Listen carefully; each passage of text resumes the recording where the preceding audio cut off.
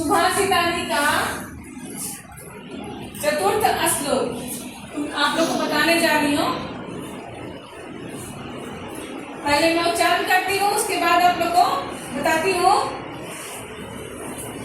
पीत्वा रसम तु कटुकम मधुरम समानम माधुर्यमेव जनेन मधुमक्षिकासो संतस्तथैव समसज्जन दुर्जनानां श्रुत्वा वच मधुर सुक्तरसम सृजन्ति।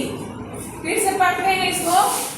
पीत्वा रसम तु कटुकम मधुरम समानम माधुर्यमेव जनेन मधुमक्षिकासो संतस्तथैव समसज्जन दुर्जनानां श्रुत्वा वच मधुर सुक्तरसम सृजन्ति। अब इसमें कुछ कठिन शब्द है, उसका मैं संधि विच्छेद करके उधर लिखी हूँ और मैं आप लोग को बताती हूँ। जैसे माधुर्यम, माधुर्यमेव, तो यहाँ लिखे हैं माधुर्यम जोड़ एव, ठीक है। फिर यहाँ है जनेन मधुमक्षिकासो, तो जनेन जोड़ मधुमक्षिका जोड़ असो। फिर है संतस्तथैव, तो संतः जोड़ तथैव समसज्जन दुर्जनानां, ये लंबा है, समसज्जन दुर्जनानां। तो इसको हम लोग तीन भाग में किए हैं। सम सज्जन, सम जोड़ सज्जन जोड़ दुर्जनानां। उसके बाद है मधुर सुक्त रसम, तो मधुर जोड़ सुक्त जोड़ रसम। तो इस तरह से संधि विच्छेद किए हैं और संधि विच्छेद करने के बाद अर्थ का भी पता चलता है। तो हम लोग आगे बढ़ते हैं और अर्थ की ओर आगे बढ़ रहे हैं। अब देखते हैं क्या होता है।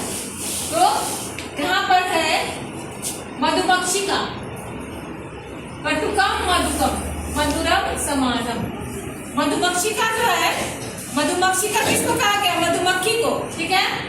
ये कटुकम मतलब कड़वा, मधुरम मतलब मीठा और रसम मतलब रस को। मधुमक्खी जो है कड़वे और मीठे रस को समान रूप से पीती है, ठीक है। पीकर भी मधुमक्खी जो है कड़वे और मीठे रस को समान रूप से पीकर भी क्या करती है? माधुर्यमेव जनेन, मतलब वो मधु ही, मीठा ही क्या करती है? वो निर्माण करती है, मधु का ही निर्माण करती है। अब हम लोग यहाँ पढ़ते हैं जिस प्रकार संत जो है सज्जन, सम सज्जनाना, सज्जन और दुर्जन दोनों की बातों को समान रूप से सुनकर क्या करते हैं? मधुर सुक्त रस का ही सृजन्ति, मतलब निर्माण करते हैं।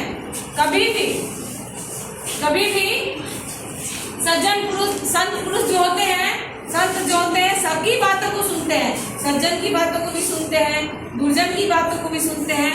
सबकी बातों को सुनने के बाद भी वे जो है मीठा, मधुर सुक्त रस मतलब मीठा ही बोली बोलते हैं या लिखते हैं।